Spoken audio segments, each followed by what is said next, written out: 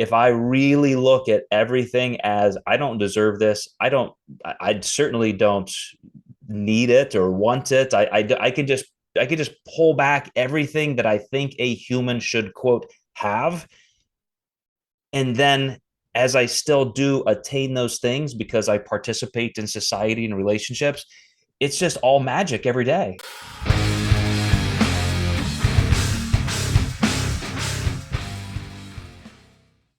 Hey everybody, welcome back to the Mind Muscle Connection. I'm Joe Klemczewski with Tyler Weeb. And Tyler, let's just throw it on the table. Let's start by me asking you, what is ego? I'm going to let you start us out here, and then I'll see if I can fit something in the picture.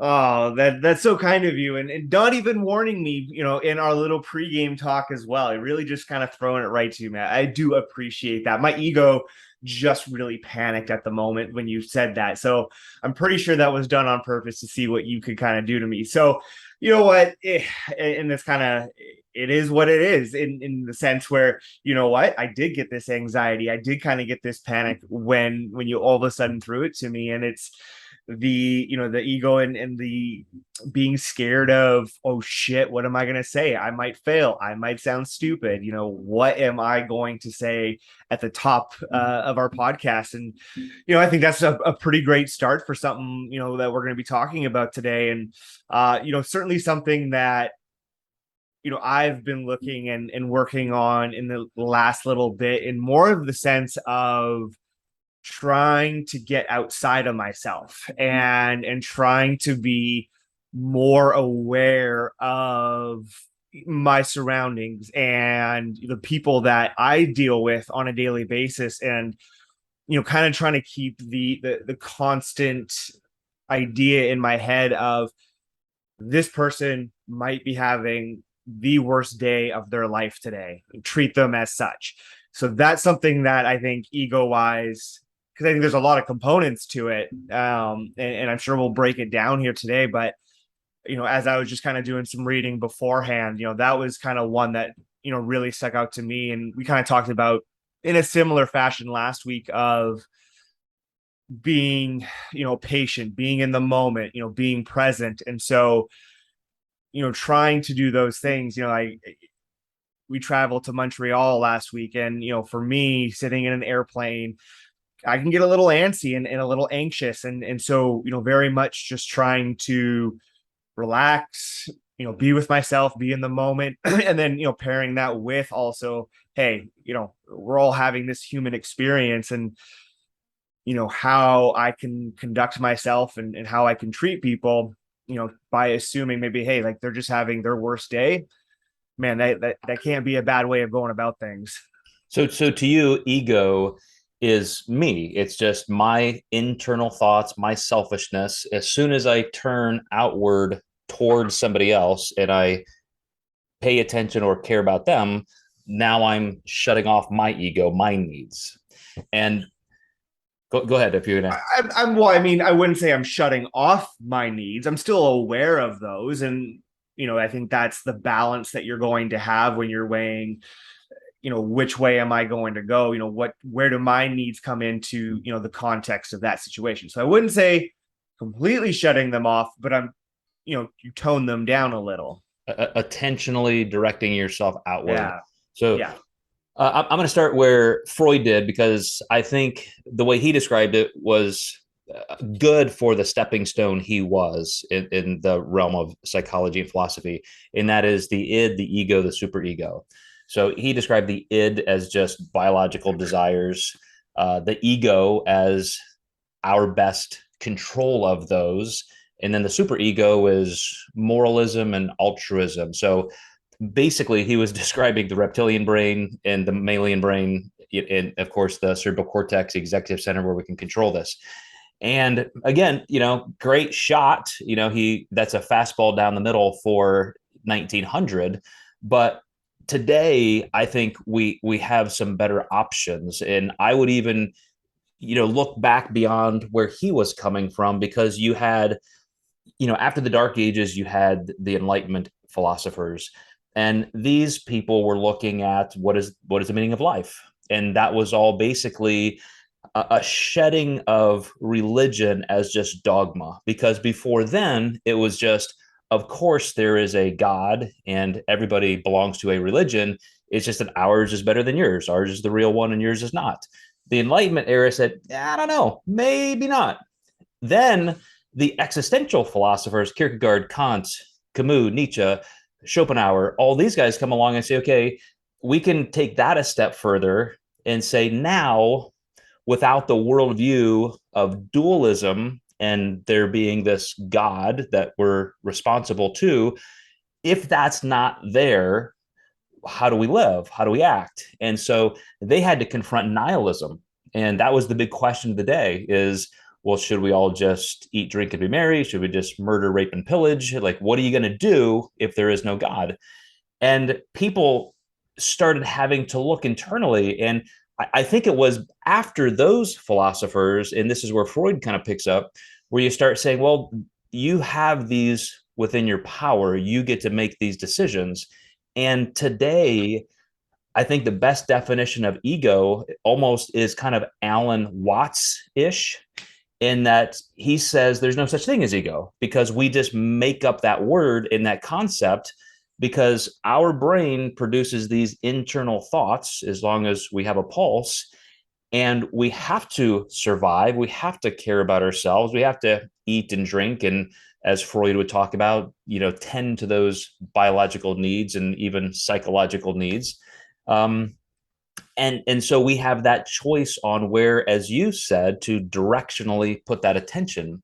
And so ego has come to be this thing, especially in today's self-help culture, that we want to kill, right? Like we say, oh, I got to kill my ego, got to die to self. And Watts would say, what are you even talking about? Because the ego isn't a thing. You can act in commune with other people, as I think you perfectly described, Tyler. But you also said, I'm still here. I still do matter. And so we got to piece these things together. And I want to start at least kind of pitching this back to you with one quote from Bukowski, Charles Bukowski, who said, "A man's got to die a few times before he can live." And what he meant was failure. And you have these hopes and dreams, which is kind of your ego. I'm going to do this. I'm going to be this person. I'm going to accomplish this. He's like, yeah, good luck, kid. Like that's you're gonna hit some bumps in the road. You're gonna fail. And when you start failing and you literally feel like dying, like that's when you'll start figuring out life.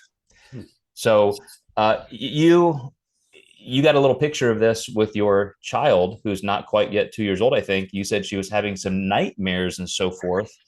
And maybe just even speak to that a little bit, how you see this, because I have a 2 year old, almost 2 year old grandson, and you see them coming online, like they're having these thoughts of independence, and you see them becoming something that they're aware is outside of their parental cocoon. And that's the ego developing, like I'm a real being, I exist, I think therefore I am. And that's ego at its purest. And I think, as you were saying, it's not bad, it's not good, it's just you're opening words, it is what it is. Yeah. It's me. Yeah. It's just, yeah. Yeah. And, it's the good versus bad.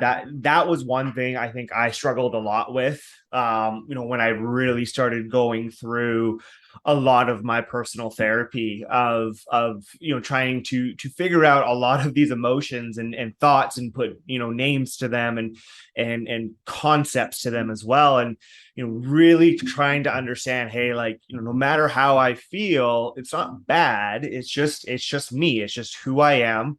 And that is just what I am going to have to work through now.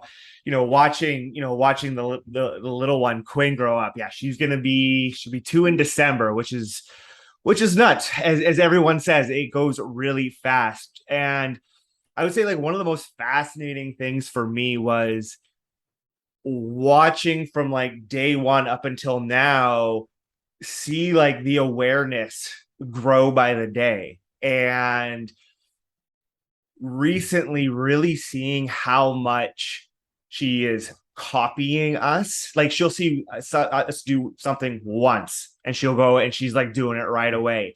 And like you said, having some of those nightmares and those night terrors, the other night it was working herself up so much and she wasn't able to breathe. We had to take her for a car ride. I'm sure every single parent can equate to something along those lines with their kids. And just how I am trying to raise her and be aware of her ego growing up is something that I'm thinking about constantly. And am I directing the right messages? Am I portraying the right messages? Because ultimately, I'm gonna want her to be able to make decisions on her own. But how can I be the best example, for this person, someone that they can look up to, someone that they can learn from, be empathetic, have, a depth of understanding that, we are all different. We all are going through our own life experience. So that is certainly a lot on my mind. And certainly, since she's been in our life and especially the last kind of 6 months, as now things really start to come online, that concept is constantly kind of on my mind and certainly something that I've never really thought this much about. I think it's really a perfect metaphor using Quinn as a bit of a discussion point because, for her to even have a nightmare means she's afraid of something. And in her mind, as she's having a dream, it conjures up something. You can't be afraid if you don't see yourself as alone and vulnerable, an independent being from mom and dad. And so that's layering in. I mean, those neurons are developing and connecting. I And I guess do it's think bugs. ego, I know, and I do think ego has to be thought of as developmental like that. It's not something that you're just born with and there it is, because there is such a paradox. You want to, if you're a conscious parent, uh, just lay on the confidence for your kids and all the things that make them feel good and independent and secure, and you're constantly telling them that they are fantastic so that they grow in confidence instead of shame and guilt and just dismembering their will. And then at some point you got to turn around and say, yeah, you're not, like, you don't matter, and you're just this little speck of dust in the cosmos. And it's like, hey, there's an Easter bunny and a Santa Claus and a God, by the way. Just kidding, kidding, kidding. Like we Yeah. set those things up to control their behavior developmentally and then peel them away. And I think a really serious parent, and obviously we all have our own worldviews and experiences that we Mm. kind of shed Yeah. onto them. Um, you have to. You have no choice but to give them nothing but layer after layer after layer of security and autonomy and that cushion of importance. But at the same time, there comes a point where I'm going to take this back to the German philosopher Schopenhauer, because he really talked about expectation. And if you expect a lot, you're going to be always disappointed. If like Alan Watts, if you say I am nothing, like I am literally nothing, then every great thought and good thing that happens to you, every ray of sunshine, every breath is a gift, and that's a celebration. And it makes me think of all of the books and so forth when people get a terminal diagnosis like cancer. Tyler, you got 6 months to live. Wow, like how does that change somebody's life? They talk about how that is the first time I ever lived. Like I was blind in my literal ego. And when I realized I had an expiration date and it was literally on the calendar in the very near future, that's when all of a sudden I saw all the beauty in life. That's when I started loving people more. I wish I had known this sooner. Yeah. What was that quote you posted the other day by the Russian Dostoevsky, yeah, love is beauty will save the world is one. yeah, there was another one in the last couple of days about love as well. And I think, yeah, it just kind of goes off with what you were saying, and it's kind of my thoughts exactly. Um, just kind of have the more and more I think you realize, you think about, you pay attention. The answer you continue to come back to is, yeah, like, love will save the world, right? Maybe that was the one. Love will save the world, isn't that one?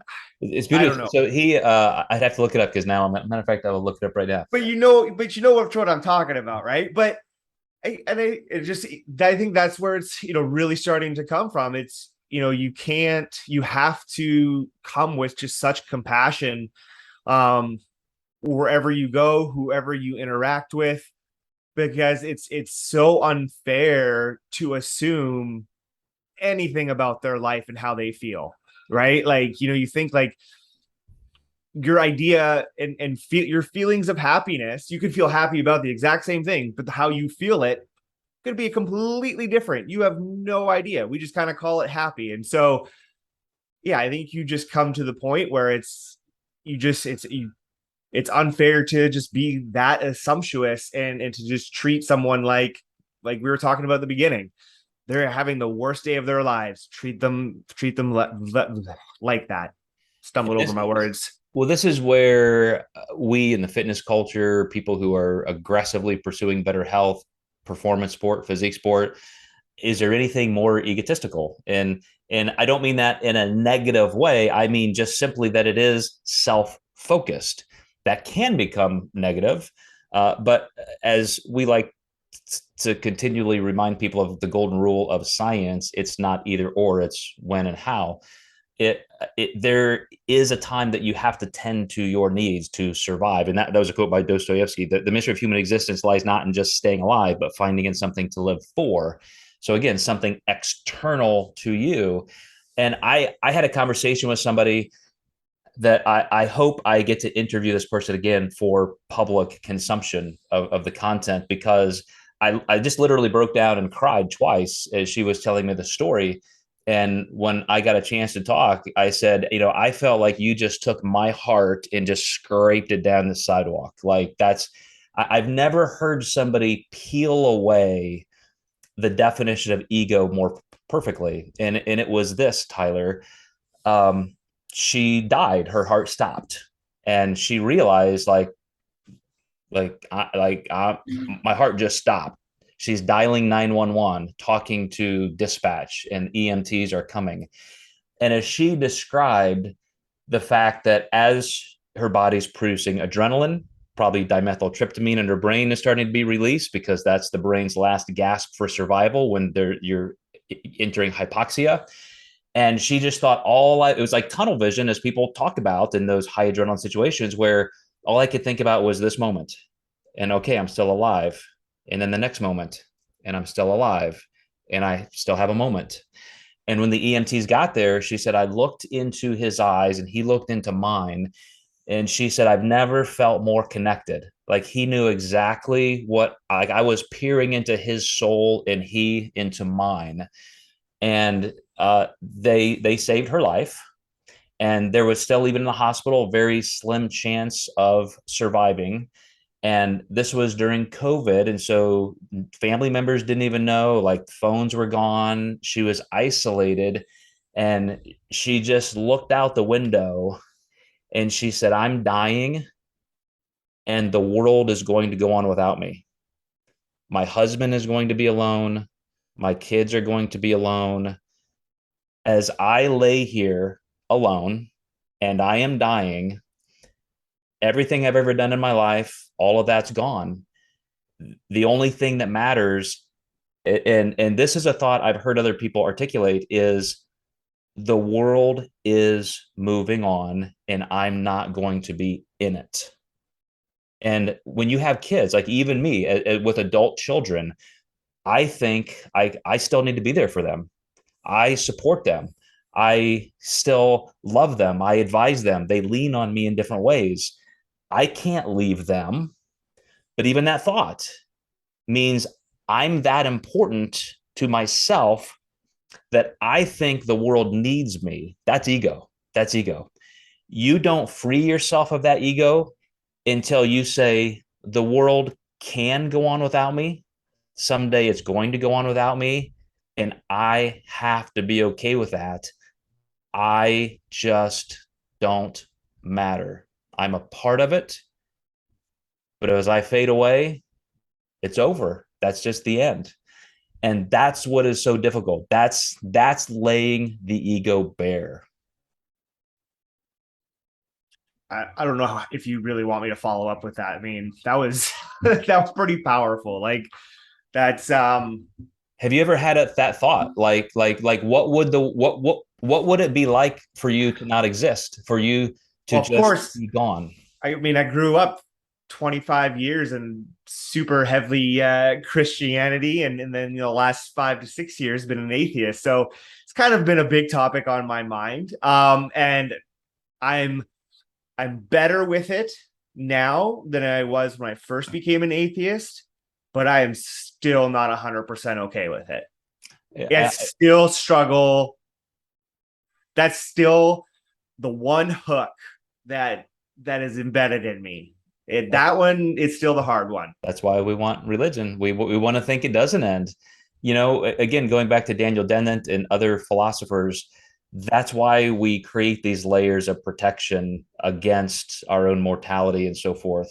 But here's the great thing: we can, like this person, this friend of mine who was lucky enough to have the second chance, we can have that realization, we can grapple with it, and we can put it back away when we need a break from it, and we can wrestle with it again at different times.